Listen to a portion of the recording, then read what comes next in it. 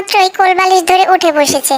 তারপর হাত দিয়ে চোখ কচলাতে কচলাতে কেঁদে তার মাকে ডাকলো। তে এসে তাকে কাঁদতে দেখে বলল, আমাকে জ্বালাতে উঠে বসেছে, তোর চোখে কি ঘুম নেই টেকুক? টেকুক হাত বাড়িয়ে দিল মায়ের দিকে, কোলে নেওয়ার আবদার জানিয়েছে। তে কোলবালিশ নিয়ে ফেলায় টেকুক ঢলে পড়ে যায় বিছানায়। পড়ে যাওয়ায় কেঁদে উঠলে তে তাকে ভ্যাঁ ভ্যাঁ করে উপহাস করতে লাগলো। মায়ের উপহাস করা দেখে রাগে দুঃখে জোরে জোরে কাঁদলো টেকুক। জিন দরজা ধাক্কা দিতে দিতে বললেন, আমার নাতিটাকে এত কাঁদাচ্ছিস কেন রে? টেকুক আরো জোরে কাঁদ, আজ তোর বাপ এলে বলবি তোমার বউ আমাকে মারছে। বলবি তো? তুই তো বোবা, কিভাবে বলবি? কান্না করায় টেকুকের চোখ লাল হয়ে গেল। তে কোলে তুলে দুগালে আদর করতে করতে বলল, ওলে বাবা লে, তুই দেখছি আমার চাইতেও কম ঢং করতে জানিস না টেকুক। আয়ু, চা আনো তো আমার ছেলের জন্য, মগ ভরে চা আনবে। তের কথায় টেকুক এদিক ওদিক তাকালো। তারপর তে হেসে বলল, ওরে চালাক রে, তুই এমন চা খোর কেমনে হলি রে টেকুক? তোকে চা খাওয়ানো যাবে না আর। আমি চা পাতা আর দুধ কিনতে গিয়ে ফকির হয়ে যাব পরে। আমার জামাইয়ের টাকা পয়সার প্রতি আমার একটা দরদ আছে। টেকুক গা ঝাড়া মেরে মাকে হাঁটার জন্য ইশারা করলো আর দরজার দিকে আঙ্গুল দিয়ে দেখিয়ে দিল। তারপর তে বলল, পারবো না হাঁটতে, তুই আমাকে পেয়েছিসটা কি? আমার গায়ে ভীষণ জ্বর টেকুক, তোর কাপড় চোপড় ধুতে ধুতে আমি শেষ হয়ে যাচ্ছি, তুই আমাকে এত জ্বালাস কেন? টেকুক মায়ের মুখের দিকে তাকিয়ে রইল। তে তার নাকে টুপ করে আদর করে দিয়ে বলল, হা করে কি দেখছিস? তোর মা কালো তাই তো? তের এই কয়েক মাস টেকুককে নিয়ে সময় কেটে গেছে। জাঙ্কুক বাড়িতে একদম সময় দিতে পারেনি। কাজের চাপে ঢাকা থেকে চট্টগ্রাম ফিরলেও তার পরের দিন আবারও সদরে রওনা দিতে হয়েছে। তাদের মিশন শেষ হওয়ার পর হঠাৎ করে সে না জানিয়ে একদিন বাড়ি ফিরলো। বাড়ি ফিরে শুনতে পেল তের ভীষণ জ্বর, তাই ঘরে ওর ছেলেকে নিয়ে শুয়ে আছে। তারপর আয়ু বলল, বাবুও ঘুমিয়েছিল, তাই ওর মায়ের পাশে শুয়ে দিয়ে এসেছি। জাঙ্কুক ঘরের দরজার সামনে দাঁড়াতেই দরজার ফাঁক দিয়ে দেখতে পেল তে চোখ বুজে আছে। টেকুক উঠে বসেছে, মায়ের গায়ে হাত দিয়ে খামচে দিচ্ছে। কেন তার মা অমন করে শুয়ে আছে চোখ বুজে, এটাই তার প্রশ্ন। ওর খামচে খেয়ে তের ঘুম ছুটে গিয়েছিল যদিও, কিন্তু সে চোখ বুজে শুয়ে আছে। তে ওর হাত সরিয়ে দিয়ে বলল, নেই, তোর বাপের কাছে যা, সারাক্ষণ শুধু খাই খাই করবে, দেব না। টেকুক ঠোঁট টানলো, তারপর ধপাস করে মায়ের গায়ের উপর উঠে মাথা ঠুকালো। তে হাসতে হাসতে বলল, তোর মায়ের খুব জ্বর টেকুক, তার উপর মারছিস? তে টেকুককে খেতে দিয়ে ঘুমিয়ে গেল। জাঙ্কুক দরজা খুলে ঘরে ঢুকতেই টেকুক শাড়ির আঁচল থেকে মাথা বের করে এনে জাঙ্কুকের দিকে ড্যাব ড্যাব করে তাকিয়ে রইল। একটু হেসে আবারও মায়ের বুকে মুখ ঢুকিয়ে নিল। কিছুক্ষণ পর আবারও বেরিয়ে এলো। জাঙ্কুক হাত ধুয়ে এসে তার কাছে এসে বলল, মা ঘুম, আর আপনি খাওয়া দাওয়া করছেন? বলেই জাঙ্কুক সেখান থেকে টেনে টেকুককে কোলে নিয়ে বলল, মাকে জ্বালাচ্ছেন কেন? বাবা আপনার জন্য ঘোড়া এনেছে, দেখবেন। সুটকেস থেকে একটা কাঠের ঘোড়া বের করে দিল জাঙ্কুক। টেকুক ঘোড়াটি দেখে খুব খুশি। তার খুশি দেখে জাঙ্কুক তার গালে চেপে চেপে আদর করলো। তারপর টেকুক আবারও তার মায়ের কাছে চলে গেল। কিছুক্ষণ পর তে আচমকা চেঁচিয়ে উঠল। জাঙ্কুক ভরকে গিয়েছে তের চেঁচামেচি শুনে। তে টেকুককে ঠাস করে মেরে বলল, অসভ্য ছেলে, তোর সব কটা দাঁত ফেলে দেব আমি। পরে জাঙ্কুককে দেখে সব ব্যথা বেদনা ভুলে গিয়ে বলল, আমার জানাজায় আসতে এত তাড়াতাড়ি কেন এসেছো? জাঙ্কুক ইউনিফর্ম চেঞ্জ করতে করতে বলল, তুমি তোমার ছেলেকে নিয়ে দিব্যি আছো। টেকুকের খাওয়া তখনও সম্পূর্ণ হয়নি। সে খেতে খেতে একবার মায়ের মুখের দিকে আরেকবার বাবার মুখের দিকে তাকাচ্ছে। এই ছেলেকে আমি বেচে দিব, কেউ বাদর ছেলে কিনবে কিনা দেখিও তো। বাদর বানিয়েছে কে? আমি বানিয়েছি। আর কে? আচ্ছা আচ্ছা, তুমি গোসল করে এসো, আমি খেতে দিচ্ছি, এখন ঝগড়া করব না। জাঙ্কুক টেকুকের দিকে তাকিয়ে বলল, আগে ওনার খাওয়া শেষ হোক। টেকুক শেষে দাঁতের জোর দেখাতে ভুলো না কিন্তু। বাপের কথায় সায় দিচ্ছিস, তোকে আমি বেচে দিব টেকুক। তোর মতো ছেলে আমার দরকার নেই। তোরা বাপ ছেলে দুটোই অত্যাচারী, আমি থাকবো না আর এই বাড়িতে। জাঙ্কুক বাড়ি ফিরেছে দেখে জিন নানান রকম রান্নার আয়োজন করেছে। জাঙ্কুকের সাথে আয়ুর বিয়ে নিয়ে কথা বলছিল নামজুন। জাঙ্কুক আপাতত কোনো মন্তব্য জানায়নি। নামজুন জানালো আগামীকাল আয়ুকে দেখতে আসবে পাত্রপক্ষ, সে যেন উপস্থিত থাকে। রাতেতে খাওয়া দাওয়া করতে পারেনি তেমন। বাড়িতে ডাক্তার এনেছিল নামজুন। ওষুধ খাওয়ার পর তের জ্বর আরো বেশি বেড়েছে। টেকুক খাওয়া দাওয়ার পর একা একা খেলছে। খিদে না পাওয়া অব্দি আর কান্না করবে না। আয়ু তাকে নিয়ে গিয়েছিল কোলে করে। ফুপির সাথে দারুণ ভাব তার। জিনের চোখের মনীষে। তে জ্বরে উল্টোপাল্টা বকছিল। জাঙ্কুক ঘরের মেঝে মুছে ঘরটা গোছগাছ করলো। সারা ঘরে টেকুকের কাপড় চোপড়, খেলনাপাতি, দোলনা ইত্যাদি মিলে হজবরল অবস্থা। সব গোছগাছ করতে করতে সে খেয়াল করলো জ্বরে তে মাথাটা পর্যন্ত তুলতে পারছে না। মাথাটা পানি দিয়ে ধুয়ে দিল জাঙ্কুক। তারপর মুছে দিতে দিতে বলল, ইচ্ছে মতো পানিতে গা চুবিয়ে রেখেছিলে বাচ্চাকে, তাই না? তুমি এতদিন পরে এসেও আমাকে বক বকছো কেন গো? জাঙ্কুক ধমক দিয়ে বলল, আমার প্রশ্নের আনসার দাও তে। জ্বর তোমার হয় না? না হয় না। তেকুকের যদি এমন হয় বাচ্চাটার কি হবে তখন? তে তার মাথাটা জাঙ্কুকের বুকে ঠেকালো, তারপর বলল, আমার তেকুক অনেক শক্তিশালী, ওর বাহু তোমার চাইতে মোটা হবে, বুঝেছো? ওর মায়ের বুকের দুধে কত ভিটামিন আছে জানো? ডাক্তার কি বলেছে? বলেছে আজ মরেও যেতে পারি। জাঙ্কুক তেকে বুক থেকে সরিয়ে দিয়ে বলল, সবসময় ফালতু কথা বলবে না তে। তেকুকের কথা ভাবো এসব বলার আগে। ফালতু মেয়ে মানুষ। তে বিছানায় ঢলে পড়ে বলল, তেকুককে তুমি রাখো, আমি চলে যাব। আরেকবার এসব ফাউল কথাবার্তা বললে সোজা ঘাড় ধাক্কা দিয়ে বের করে দিব। তে একটু হেসে বলল, ধুর বোকা লোক, আমার বাপের বাড়ি যাওয়ার কথা বলছি। এতদিন যাওনি কেন? এখন আমি চলে এসেছি, এখন আর যেতে পারবে না। আয়ু তেকুককে নিয়ে এলো, সে মাকে খুঁজছে। জাঙ্কুককে দেখে তার কোলে ঝাঁপ দিল তেকুক। জাঙ্কুক দেখলো তেকুক চোখ কচলাচ্ছে, তার মানে সে ঘুমাবে। জাঙ্কুক কাঁধে মাথা ফেলে হাত বুলিয়ে দিল। তেকুক কিছুক্ষণের মধ্যেই ঘুমিয়ে গেল। তেকুক ঘুমিয়ে যেতেই জাঙ্কুক তাকে দোলনায় রেখে বলল, দেখি থার্মোমিটারটা দাও, জ্বর কতটুকু দেখতে হবে। তে থার্মোমিটারটা জিহ্বার নিচে দিল। জাঙ্কুক জ্বর চেক করে দেখলো 100। আয়ু বলেছে ওর গায়ে 102 জ্বর ছিল। একটু কমেছে দেখে জাঙ্কুক একটু নিশ্চিন্ত হলো। বিছানার বেডশিট আর বালিশের কভার চেঞ্জ করার জন্য একটা চেয়ারে বসিয়ে দিল তেকে। তারপর বিছানো শেষ হলে তেকে কোলে করে ওয়াশরুমে ঢুকিয়ে ব্রাশ করালো। তে তার গায়ে ঠেস দিয়ে দাঁড়িয়ে ব্রাশ করছিল। তারপর ফেস ওয়াশ দিয়ে মুখ ধুয়ে দিল জাঙ্কুক। এলোমেলো চুলগুলোতে চিরুনি চালিয়ে জাঙ্কুক বলল, অপরিচ্ছন্ন থাকলে রোগ জীবাণু আরো বেশি আক্রমণ করে তে। এখন বলো কেমন লাগছে? তে জাঙ্কুকের বুকে মাথা ফেলে বড় করে শ্বাস ফেলে বলল, খুব ভালো, তুমি এসেছো তাই আমি সুস্থ হয়ে গিয়েছি, কিন্তু দুর্বল লাগছে। তুমি না থাকলে আমি বোধহয় মরেই যাব। জাঙ্কুক থেকে কোলে করে বিছানায় নিয়ে এলো, তারপর শুয়ে দিয়ে বলল, জ্বর ওঠানামা চেক করতে হবে, যদি জ্বর কমে তো ভালো, না কমলে সোজা চেম্বারে নিয়ে যাব। তেকুককে আমার পাশে দাও। জাঙ্কুক তেকুককে তার পাশে এনে দিল। ঘুমন্ত মুখটাতে আদর করে দিয়ে বলল, ওর মুখে আঁচড় কিসের? রাগ করে নিজের নখ দিয়ে নিজেই আঁচড় দিয়েছে। বাপের মতো হাড় বজ্জাত হয়েছে কি এমনি বলি? এইটুকুনি বেটা, অথচ রাগ তার কত। তোর বাপের বউ থেকে গেছে কষ্ট করে, কিন্তু তোর বউ একদিনও থাকবে না, দেখিস। আমি ভালো শাশুড়ি হব, কিন্তু তোর বাপের মতো হলে তো তোর বউকে দিনে দিনে দিয়ে আসবো ওর বাপের বাড়ি। তে চুপ করো, অযথা বকছো তুমি, ওর ঘুম ভেঙে যাবে। তে দেখলো তেকুক ঠোঁট ফুলিয়ে ঘুমাচ্ছে। ফুলো ঠোঁটে চুমু খেয়ে তে বলল, আমার সোনা রে, ঘুমালে তোরে কত আদর আদর লাগে। ননসেন্স, ওকে ঠোঁটে চুমু দিতে বারণ করেছি না তে, এসব ভালো না। তুমি যে দাও। কখন দিয়েছি? আমাকে দাওনি। জাঙ্কুক দাঁত কিরমির করতেই তে বলল, নিজে দিলে দোষ নেই, আমি দিলেই দোষ। আমি আমার সোনাটাকে জড়িয়ে ধরে ঘুমাবো। বলেই তে ছেলেকে জড়িয়ে ধরে ঘুমিয়ে গেল।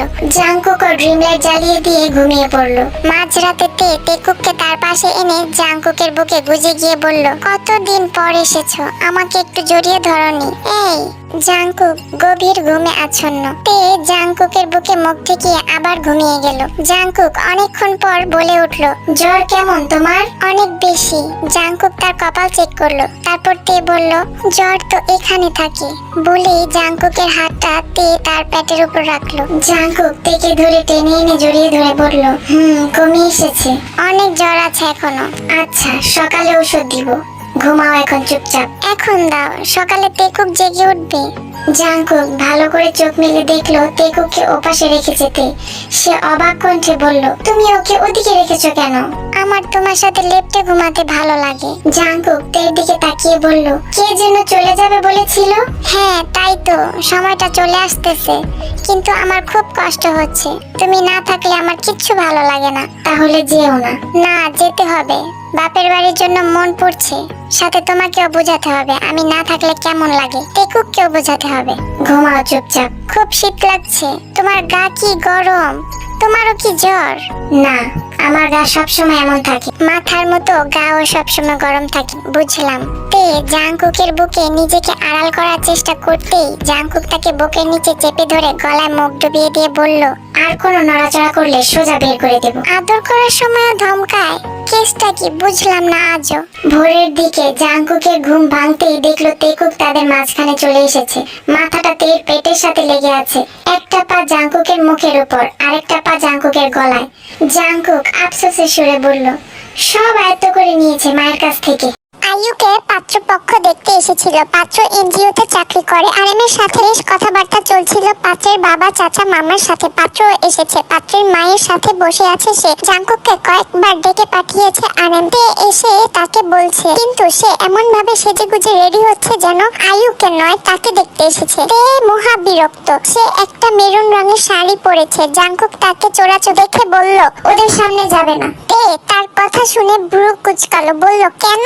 আমাকে পছন্দ করে নেবে বলে? জাঙ্কুক ধমকে বলল, সবসময় মুখের উপর কথা বলার স্বভাব কমাও, নইলে বের করে দেবে, তাই তো? এটা ছাড়া তুমি আর পারোটাই বাকি। জাঙ্কুক আর কিছু বলল না। তে মুখ ঝামটা মেরে চলে গেল। অনেকক্ষণ পর জাঙ্কুক এসে বসলো সেখানে। সবাই তাকে দেখে দাঁড়িয়ে হাতে হাত মিলিয়ে কুশলাদি বিনিময় করেছে। জাঙ্কুক বসতে বসতে দেখলো পাত্রের গায়ের শার্ট কুচকানো, বারবার নাকের মাথা চুলকাচ্ছে। যে পারফিউম ইউজ করেছে সেটার গন্ধ করা, দাড়ি নেই, ঠোঁটের ওপর একগুচ্ছ গোঁফ রাখা, তাও তৎকালীন রাজা বাদশাহের মতো করে রাখা। আরএম বললেন, আমার দুই ছেলে এক মেয়ে, মেয়ে দুইটা ছোট, ছেলেটা বড়। এক মেয়ের বিয়ে দিয়েছে, মেয়ের বর ইনকাম ট্যাক্সের অফিসার, আর ও র্যাবে জয়েন করেছে 2 বছর হলো। আয়ু সবার ছোট, আমার বড় আদরের মেয়ে। জাঙ্কুককে চুপ থাকতে দেখে আরএম বললেন, ইনি হচ্ছে ছেলের বাবা, ইনি মামা, ইনি চাচা, আর ইনি মা।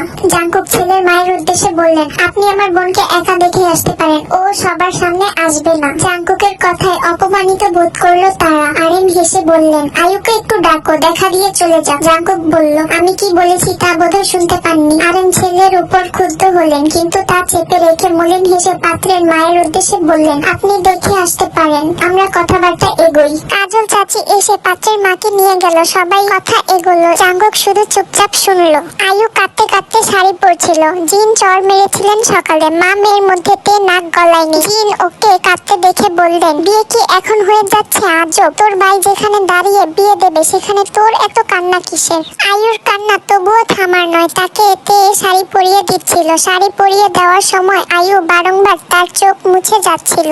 এখন তাও কান্না একটু থেমেছে। পাত্রের মা এসে তাকে খুঁটিয়ে খুঁটিয়ে দেখলো। তেকে বলল, আপনি ওর ভাইয়ের বউ? জি। পাত্রের মা তাকেও দেখলো ভালো করে। জিন বললেন, আমার মেয়ে লাখে এটা, কোনো দোষ ত্রুটি খুঁজে পাবেন না। আদরে আদরে মানুষ হয়েছে, তাই কাজে বাজে একটু কম পারে, কিন্তু শিখিয়ে দিলে সব শিখে নেবে। পাত্রের মায়ের সাথে জিন অনেক কথাবার্তা বললেন। পাত্রের মা বেরিয়ে যেতে আয়ু শাড়ি খুলে ছুঁড়ে মেরে বলল, করবো না আমি বিয়ে, আমাকে কোরবানির বরকি পেয়েছে সবাই মিলে। শাড়িটা বিছানায় ছুঁড়ে মেরে বসে কাঁদতে লাগলো সে। তার কান্নার পেছনের আসল রহস্য জানে, কিন্তু মুখ খোলার সুযোগ নেই। যদি মুখ খুলে তাহলে আয়ুর রক্ষে নেই, সাথে তারও। আয়ু বলল, ভাইয়াকে বলো আমি বিয়ে শাদী করবো না এখন। কে বলল, না বাপু, পারবো না, আমার বরের সাথে সম্পর্ক একটু ঠিকঠাক হয়েছে, এখন কোনো ঝামেলায় আমি নেই। তা শুনে আয়ু কেঁদে বলল, তাহলে বেরিয়ে যাও এখন। থেকে বের করে দিল সে। ভেতর থেকে দরজা বন্ধ করে দিয়ে বলল, আমি মরবো তবুও বিয়ে করব না। তে দরজা ঠোকা দিয়ে বলল, আরে বাবা, আমার কি করার আছে, তুমি আমার উপর রাগ দেখাচ্ছ কেন?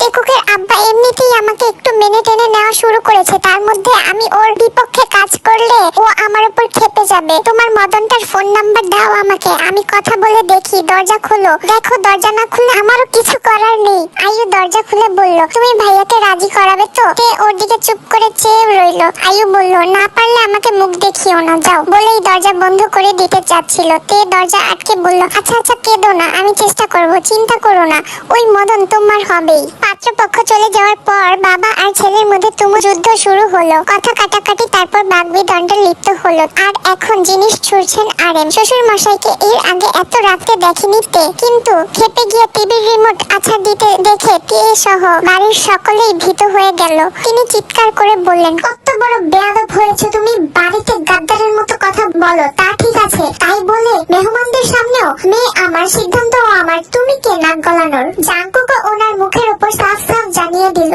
আপনার সিদ্ধান্ত আমি মানব না। ও যেমন আপনার মেয়ে তেমন আমার বোন, একজনকে তো দিয়েছেন বিয়ে, শ্বশুর শাশুড়ি তাকে আলাদা করে রেখেছে। তুমি ভুলে যেও না তোমার বউ আমি পছন্দ করে এনেছি, ও এখন তোমার বাচ্চার মা, দিন শেষে ওর সাথেই তুমি সংসার করছো। জাঙ্কুক বলল, উদ্ধার করে ফেলেছে এরকম বউ পছন্দ করে। আপনি আমার সাথে আর ইয়েজির সাথে যেটা করেছেন সেটা আমি আয়ুর সাথে করতে দেব না। তে আর জিন এসে দুজনকে শান্ত করার চেষ্টা করল। করলেন কিন্তু তারা শান্ত হলেন না। আরএম বললেন, তোমার গালে ঠাস ঠাস করে চড় বসাবো আমি। আমার ছেলে তুমি, আমার বড় হয়ে যাওনি এখনো। তোমার আগের দুনিয়াতে এসেছি, তোমার চাইতে বেশি মানুষ চিনি আমি। চেনেন না? কে বলেছে? বেশ মানুষ চেনেন আপনি। বোকা, হাদা, নোংরা বস্তির লোকজন ধরে আনেন যেখান থেকে পারেন সেখান থেকে। আমি আমার সিদ্ধান্তে অটল থাকবো, মানে থাকবো। কথার কোনো হেরফের হবে না।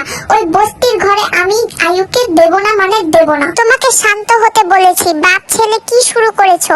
আরএমকে ধরে বসিয়ে গ্লাসে পানি ঢেলে বাড়িয়ে দিলেন জিন। আরএম গ্লাসটা সরিয়ে দিতে সেটা ভেঙে গুঁড়ো গুঁড়ো হয়ে গেল। তিনি এক ঝটকায় জিনকে সরিয়ে দিয়ে বললেন, তুই সর, তোর ছেলেকে মহা বেয়াদব বানিয়েছিস। এই বাড়িতে আমার কথার 2 পয়সার দাম নেই। কত বড় বেয়াদব সে, যার সাথে সংসার করছে তাকে পর্যন্ত বাজে কথা বলা ছাড়ছে না। জাঙ্কুক বলল, আপনি জিনিস ভাঙছেন কেন? সবসময় নিজের সিদ্ধান্ত সবার উপর চাপিয়ে দেওয়া বন্ধ করুন। আপনার কথায় সব হবে না। এসব রাগের ধার ধারি না আমি। আপনার কথায় শেষ কথা হবে না। হবে না মানে হবে না। আরএম রাগে ফুঁসছেন। জিন চিৎকার দিয়ে বললেন, জাঙ্কুক তুই বেয়াদবি করছিস এবার। মানুষটা হাঁপাচ্ছে, দেখতে পাচ্ছিস না তুই? তে এসে জাঙ্কুককে বলল, তুমি যেতে পারছো না এখান থেকে? এত তর্ক করছো কেন? উনি অসুস্থ হয়ে পড়লে তখন কি হবে? জাঙ্কুক বলল, এই চুপ, একদম চুপ। একদম শ্বশুরের সাফাই গাইবে না আমার সামনে। সবকটা পচা গাঁও গ্রাম থেকে উঠে আসা পাবলিক পচিয়ে ফেলবে ঘরদোর সবকিছু। কে বলল? আমিও পচা গাঁও গ্রামের মানুষ। তো কি হয়েছে? কি হয়েছে দেখতে পাচ্ছ না? জিন বললেন, খোকারে তোর পায়ে পড়ে আবার বউয়ের সাথে ঝগড়া শুরু করিস না। জাঙ্কুক গটগট পায়ে হেঁটে চলে গেল। চিৎকার চেঁচামেচি শুনে কেকুক কান্না করছিল। তে তাকে কোলে না নিয়ে দাঁড়িয়ে আছে দেখে কাজল চাচি এসে বলল, বউ তুমি এমন ভাবে খাড়াই আছো কেন? বাবুরে কোলে নাও। আয়ু বলল, আমার বিয়ে নিয়ে কাউকে ভাবতে হবে না। ওদের কে বলেছে আমার বিয়ে নিয়ে ঝগড়াঝাটি করতে? তে বলল, এখন কিছু বলো না প্লিজ, আগুন হয়ে আছে সবাই। ও যদি তোমাকে বিয়ে করতে যায় তাহলে বলো ওর পরিবারকে পাঠাতে। কিন্তু ও একটা কোচিং সেন্টারে পড়ায় আর মাঝে মধ্যে ড্রাইভিং করে। মা বাবা নিয়ে ভাড়া বাসায় থাকে, ঘর বাড়ি করেনি এখনো, চাকরি বাকরি পায়নি। কে বলল, তোমার ওই ছেলের সাথে সম্পর্ক জড়ানোর আগে তোমার পরিবারের কথা ভাবা উচিত ছিল। এমন ছেলের সাথে সম্পর্ক জড়ানো উচিত হয়নি। এখন আমি কি করব? আমার কিছু করার নেই। আজকের পর তোমার ভাইয়ের সাথে আমি কোনো তর্কে জড়াতে চাই না। পরে বলবে আমি নিজে বস্তি। কথাও বলছি বস্তির হয়ে। আয়ু বিছানায় 2 হাত ভর দিয়ে ঘন ঘন গাল মুছতে লাগলো। কে বলল, মাকে বলবো?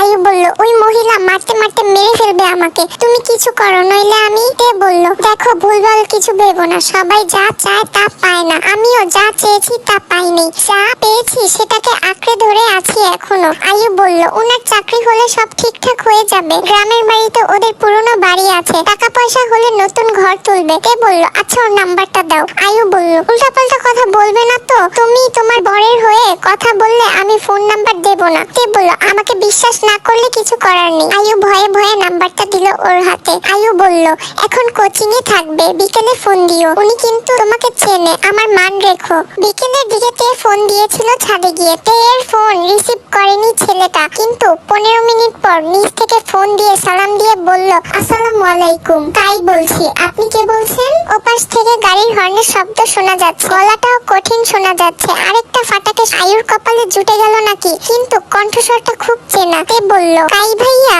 ওপাশ থেকে কণ্ঠস্বরটা বলে উঠল, আরে তে ভাবি আপনি? তের গলা থেকে কোনো শব্দ আসছিল না। সে অবিশ্বাসের সুরে জিজ্ঞেস করলো, আপনি কি আয়ুর সিনিয়র কাই ভাই? ওপাশ থেকে উত্তর এলো, জি। কিন্তু তে ফোনটা কেটে দিল সাথে সাথে। আয়ুর কাছে ছুটে এসে বলল, আমি কিছুতেই এই সম্বন্ধ করতে পারবো না, আমি নেই এসবে। এই তাহলে কাই? আয়ু বলল, এভাবে বলো না, তুমি তো চেনো তাকে। তে নিজেকে ছাড়িয়ে বলল, তোমার ভাইও চেনে, তাকে গিয়ে বলো আমি নেই এসবে। শেষমেশে বাড়ির ড্রাইভারকে? আয়ু তাকে থামিয়ে দিয়ে বলল, ও গাড়ি চালানো শিখেছে, এটা কি খুব ছোট কাজ? তুমি তোমার বরের সাথে থাকতে থাকতে অহংকারী হয়ে যাচ্ছ। তে বলল, আমি ছোট করে বলিনি, তোমার ভাই যেটা বলতো সেটা বলেছি। তুমি এটা ভালো কাজ করোনি। আয়ু বলল, এমন করো না প্লিজ। তে বলল, সরি, আমার কিছু করার নেই। আরেমো আপাতত চুপচাপ আছেন, ছেলের কাণ্ড কারখানা চুপচাপ দেখছেন তিনি। তবে বাবা ছেলের কথাবার্তা বোধহয় এবার পাকাপোক্ত ভাবে বন্ধ হয়ে গেছে। জাঙ্কুক বাড়িতে ফিরে 8 ঘন্টা ধরে শাওয়ার নিল। এর সাথে কথা সেই বন্ধ হয়েছে, আর কোনো কথা হয়নি। কলের ওপর কল আসছিল তার ফোনে। এ তাকে ব্যস্ত হয়ে কথা বলতে দেখে যেটা আন্দাজ করেছিল সেটাই হলো। রাতের খাবার টেবিলে জানালো তার সহকর্মী ফুফুর ছেলে র্যাবে সদ্য জয়েন করেছে। তার পরিবার আয়ুকে কাল বাদে পরশু দেখতে আসবে। এই ছেলের হাতেই আয়ু আয়ুকে তুলে দেবে সে। Decision final. বাড়ি গাড়ি ছেলে কোনো কিছুতেই খুঁত নেই। তে তখন আয়ুকে দেখছিল, তার ভেতরটা যেন দেখতে পাচ্ছিল সে, কিন্তু তারপরও না দেখার ভান ধরে রইল। তার কিছু করার নেই। বিছানায় বসে টেকুককে খাওয়ানোর সময় জাংকুক এসে একটা ছবি দেখালো ফোনের স্ক্রিনে। তেকে বলল, এটা আয়ু, আর আয়ুর বাবাকে গিয়ে দেখিয়ে এসো।